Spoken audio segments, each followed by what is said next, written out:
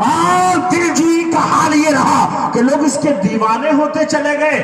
آخر اس طرح کی بات کیوں رہی؟ میں عرض کروں، سرکار غریب نواز کی زندگی پاک کے گوشے میں ایک واقعہ ملتا ہے کہ یمن جیسی زمین سے ایک بادشاہ اپنی شاہنشاہانہ طرز عمل چھوڑ کر آیا اور آنے کے بعد آپ کی بارگاہ عظمت میں حاضر ہوا. کہا سرکار آپ کا چرچا بڑا سنا. بولے میں تو ہندوستان میں ہوں، تو یمن میں کیسے سنا؟ بولا اللہ والوں کے چرچے زمین و آسمان کے ہر خطے میں ہوتے ہیں. میں اپنا شاہانہ کرو پھر چھوڑ کر آیا ہوں، میں اپنا جاہو جلال چھوڑ کر آیا ہوں، میں اپنے تخت کو اپنے پیروں سے ٹھوکر لگا کر آیا ہوں. میں چاہتا ہوں آپ مجھے مرید فرما لیں. غریب نواز نے ارشاد فرمایا ہمارے یہاں مرید ہونے کے لیے چند شرائط ہے، شرائط پر جب کھڑے اترو گے تو تمہیں قبول کر لیا جائے گا. عرض کرتا حضور کیوں نہیں، میں کھڑا اتروں گا. آپ نے اسے اپنے بارگاہ عظمت میں بٹھالا. جیسے ہی بیٹھا اپنی کمر کے بندق سے اس نے ایک پتھر نکالا جسے پارس کا پتھر کہتے ہیں. پارس کے پتھر کی خاصیت یہ ہوتی ہے کہ جب اسے دوسرے پتھروں سے ٹچ کیا جاتا ہے تو وہ اسے سونا بنا دیتا ہے. اندازہ کریں اتنی بیش قیمت پتھر اگر کسی کے پاس ہو تو وہ شاہانہ کرفر آٹومیٹیکلی حاصل کرنے کی کوشش کرے گا. کتنا عظیم ہوگا وہ شخص جس کے پاس ایسی بیش قیمت چیز ہو. اس نے نکالا اور نکال کر دونوں ہاتھ میں ڈالا، بارگاہ غریب نواز پیش کرتا ہے. وہ کہتا حضور یہ ہدیہ ہے، یہ تحفہ ہے، یہ نذرانہ ہے، اپنے شاہانہ کرفر سے یہی چیز لایا ہوں. جانتے ہیں یہ کیا ہے؟ یہ پارس پتھر ہے.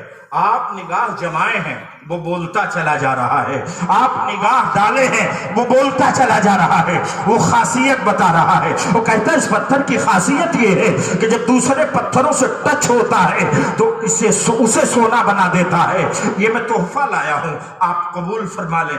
غریب نواز نے اپنے دست کرم میں لیا نہیں تھا.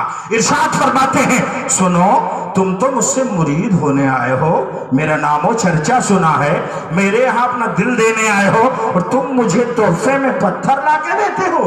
بتاؤ تو صحیح مرید ہونے کے بعد یہ مرید پر لازم ہے کہ نہیں کہ اپنے پیر کی بات کو قبول کر لے؟ کہا ہاں ہاں بالکل کمپلسری ہے، میں ایکسپٹ کروں گا. فرمائیے آپ کیا کہتے ہیں؟ ارشاد فرماتے اسے تم اپنے پاس سنبھال کے رکھو، پہلے تم شرف مریدیت حاصل کر لو. بٹھالا اور آپ نے ایک پیالہ پانی منگایا، اسے نوش فرمایا. ارشاد فرماتے لو اسے پی لو.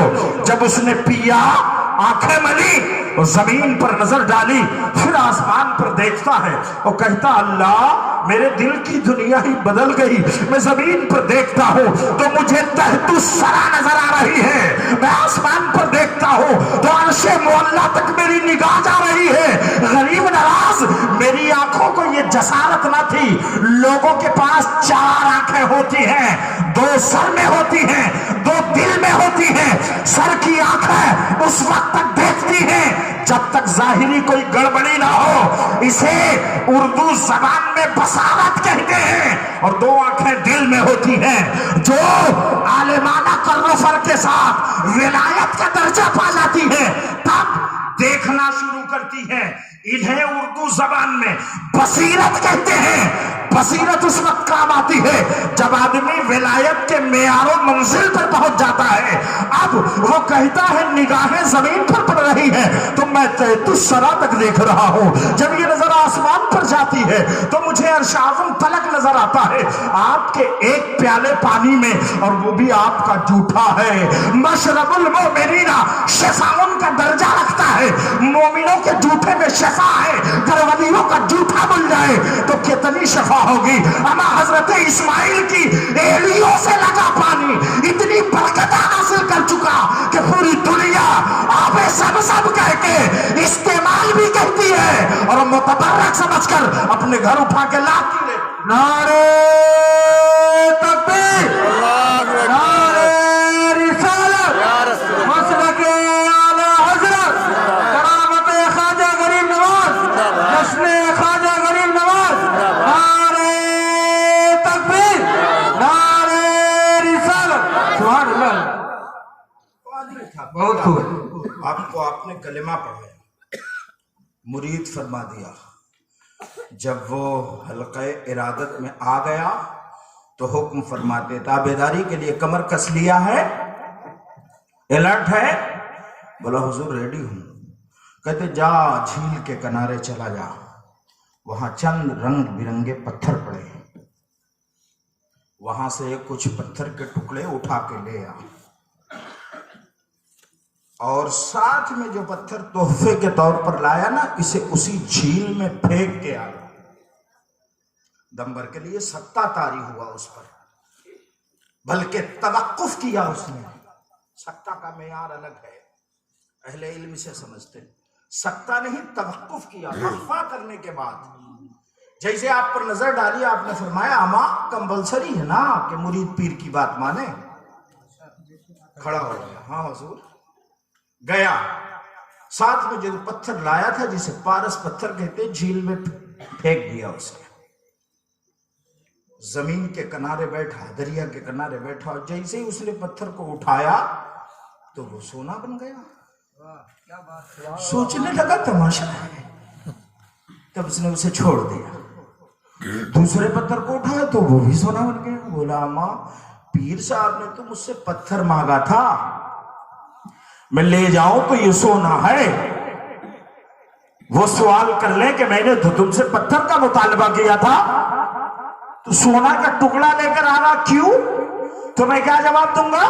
اب اس نے اسے بھی چھوڑا, تیسرے کو ٹچ کیا تو وہ بھی سونا بن گیا, چوتھے کو چھویا تو وہ بھی سونا بن گیا, پانچویں کو مس کیا وہ بھی سونا بن گیا.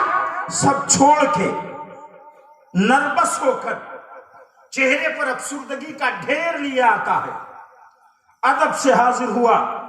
سرکار فرماتے کیا ہوا؟ پتھر نہ لایا؟ اب بس اتنی بات کہہ کے خاموش کھڑا ہے.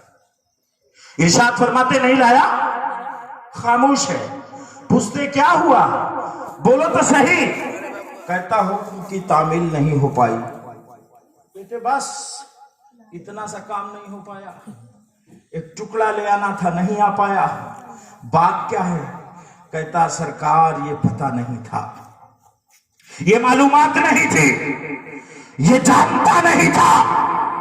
شاہانہ کروسن میں گزارا کیا تھا, شہزادہ تھا شہزادہ, عربی ہوں عربی, عجم میں آیا پتہ نہ تھا. اولیاء کے چوکھٹ پر آنے کے بعد ولایت ایسا درجہ ہے جسے مل جاتا ہے اس کے قدموں میں شہنشاہیت پلٹ جاتی ہے. امام مجھ سے تو آپ نے ٹکڑا مانگا تھا, میں اسے چھوتا وہ سونا بن جاتا. ہم پارس کو تحفے میں لائے تھے, آپ نے سراپا مجھے پارس بنا دیا. سبحان اللہ سبحان اللہ. اور غور کریے, میں اس غریب نواز کی بات کرنے والا ہوں جس سے مدد کا مطالبہ جس کسی نے بھی کیا تو اسے عطا کیا. میں بھی صبح سویرے غالباً تہجد کے لیے میں بھی اٹھ جاتا ہوں, اس کا مطلب شور کرنا نہیں ہے, آپ کو بتا رہا ہوں. اس ٹائم میرے موڈ میں آیا, میں موبائل دیکھنے لگا. ڈائریکٹ غریب نواز کے دربار سے, وہاں کے گدی نشین ہیں, وہ لائیو چلاتے ہیں, میں اسے دیکھ رہا تھا. تو انہوں نے بتایا کہ ابھی تہجد کی نماز کے بعد صبح سویرے غریب نواز کے دربار کے کھلنے کا ٹائم ہے. گرمی کے موسم میں 4:30 پونے 5 بجے اور ٹھنڈی میں 5 بجے دربار کھلتا ہے. 1 گھنٹے تلک کسی دوسرے کو انٹری کی اجازت نہیں ہے. توجہ کریں گے آپ میری بات.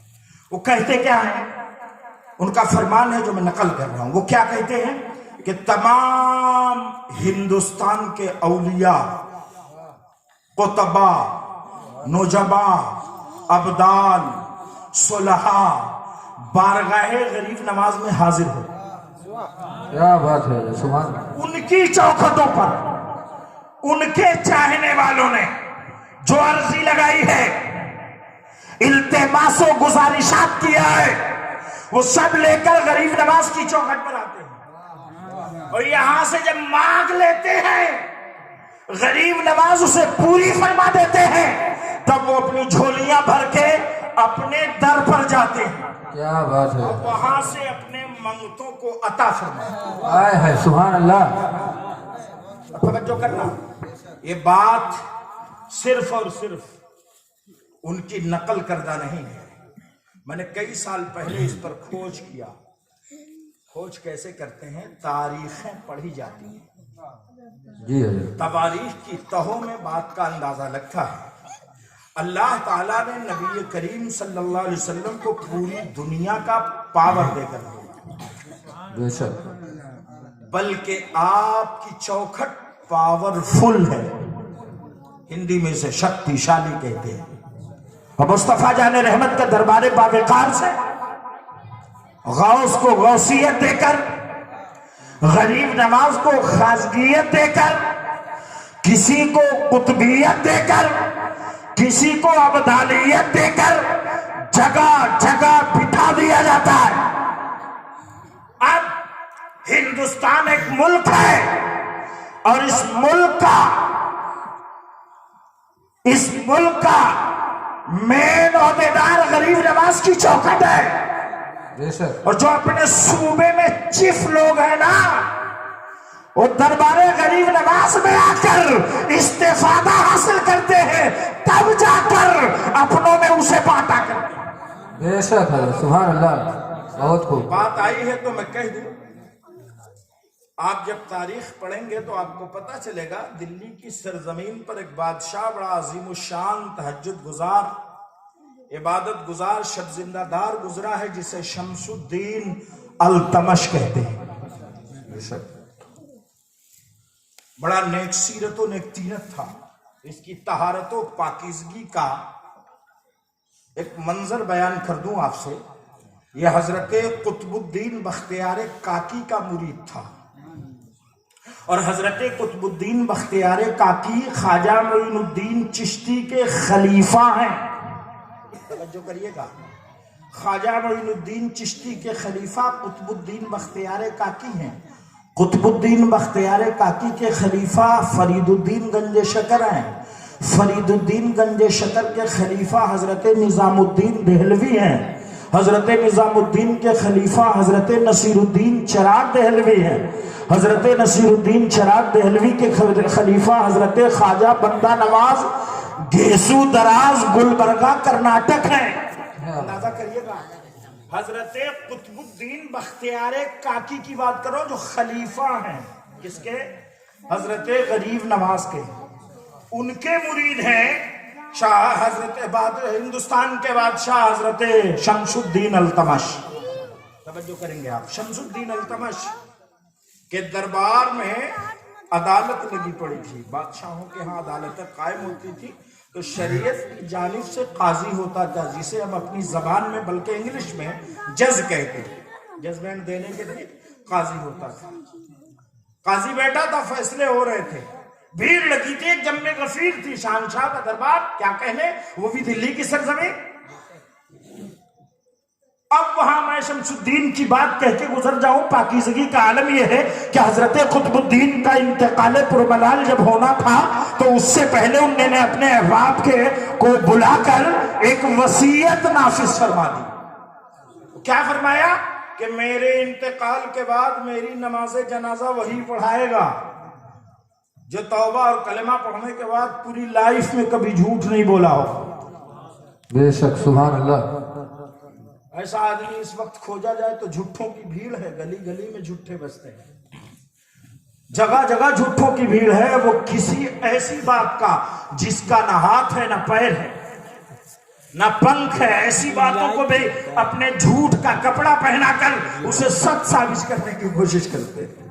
اب حضرت قطب الدین نے شرط مرتب کر دی، ارشاد فرماتے ہیں وہی شخص میری نماز جنازہ پڑھائے گا جس میں 3 کوالٹی ہو۔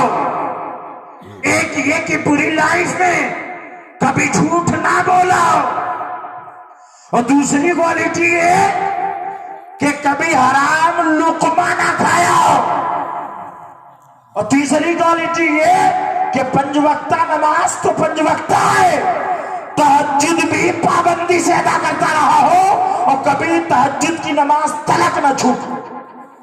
ایسا شخص آپ مل لیے कोई मिलेगा? कतई कतई नहीं मिलेगा। ये बात हुई। और जैसे आपने फरमाया, लोगों ने कहा इन्होंने तो आफत मचा दी, क्या कह दिया, ऐसा फर्द कहाँ मिलने वाला है। एक खास मुरीद था, उसने कहने वाले का हाथ पकड़ा और कहा, माँ खामोश रहो, कैसी बात करते हैं। जब पीर ने ये शर्त लगाई है तो जाहिर है अपने मुरीदों में किसी को इस काबिल छोड़ के जा रहे हो। अंदाजा करें आप। अब जब इंतकाल हुआ, जनाजा रखा गया, जनाजा पढ़ने वाले तांता मारे खड़े हैं, इंतजार हो रहा कौन है जो आएगा। अब सरकार कुतुबुल अख्ताब कुतुबुद्दीन बख्तियार काकी की शर्तें पढ़ी गई कि ये शर्त है, इस शर्त पर खरा उतरने वाला है कोई। पांचवी सबसे एक शख्स अपना सर झुकाए आगे आया। जब आगे आया तो लोगों ने देखा, अरे ये तो वक्त का बादशाह शमसुद्दीन अल्तमश। क्या बात है। आंखें फट गई, हैरत तो इस्तेजाब की नजर डाली लोगों ने। वो कहा, माँ ये तो बादशाह है। अब हजरत शमसुद्दीन खड़े हुए तो आंखें बरसने लगी। कहते, हाँ ये अमल मुझसे हुआ था। जब इस बंदे ने मुझे मुरीद किया था तो शर्त मुरत्तब कर दी थी कि तुम कभी तहज्जुद नहीं छोड़ोगे। झूठ तो मैं जब से बालिग हुआ होश नहीं है कि कभी बोला। बादशाह हूं हिंदुस्तान का, मैं टोपियां सिल कर बेचता हूं और उसकी कमाई के रिज्क से खाता हूं, अपनी औलाद को खिलाता हूं। कभी हुकूमत का रुपया अपनी जरूरत के लिए खर्च नहीं किया मैंने। बादशाह खोज पाएंगे आप? हिंदुस्तान को नजर लग गई कि अब चोर बादशाह हो गया। लोगों ने शरारतें शुरू कर दी, हिमाकतों के ढेर लग गए। नजर है ये गरीब नवाज के हिंदुस्तान पर। गुजारिश है, हुजूर अपनी निगाहें नाज बदल दे या अपना कोई गुलाम बदल, करम फरमा दे। हिंदुस्तान का एक पहलू डूबता जा रहा है, अपनी निगाहें नाज फरमाए। हिंदुस्तान में अजीम जगह है जहां से दुनिया ने खैरात पाई है। गरीब नवाज अपनी निगाहें नाज फरमा दे। मैं उस गरीब नवाज के मुरीद की बात कर रहा था। अदालत लगी थी शमसुद्दीन अल्तमश के दरबार में। अब काजी फैसले सुना रहा, लोग अपनी जरूरतें पेश कर रहे। अचानक बाहर से रोने की आवाज बहुत जोरों शोर पर आई। ये हुआ, अमा ये कौन है जो धाड़ा मार रहा है, इसे अंदर बुलाओ, क्या बात है। अंदर आई तो लोगों ने देखा एक खातून है, अपनी गोद में 2 महीने का बच्चा लिए हुए और वो चीख रही है, हाय मैं लूट गई, हाय मैं बर्बाद हो गई, हाय मेरी इज्जतें तबाह हो गई, मेरी इज्जतें नीलाम हो गई, परखचे हो गए, मैं क्या करूं। बादशाह ने कहा, अम्मा आवाज हल्की करो, बात क्या है। काजी और बादशाह दोनों से मुखातब होकर कहती है, अम्मा मैं जो कहना चाहती हूं आप लोगों में सुनने की हिम्मत कहां। मैं बहुत ज्यादा भारी मुसीबत लेकर आई हूं। कहा, अम्मा बोलो तो सही, बात क्या है, कहना क्या चाहती हो। तो उस औरत ने कहा कि एक शख्स मेरा नाजायज शौहर हुआ और उसका ये बच्चा है। बच्चा तवल्लुद हो गया। जब मैं उसके पास जाती हूं कि ये तुम्हारा बच्चा है तो वो साफ ये कह के मुकर जाता है कि हमारी न कोई बीवी है न कोई बच्चा है, तुम हमारे यहाँ कहाँ आ रही हो।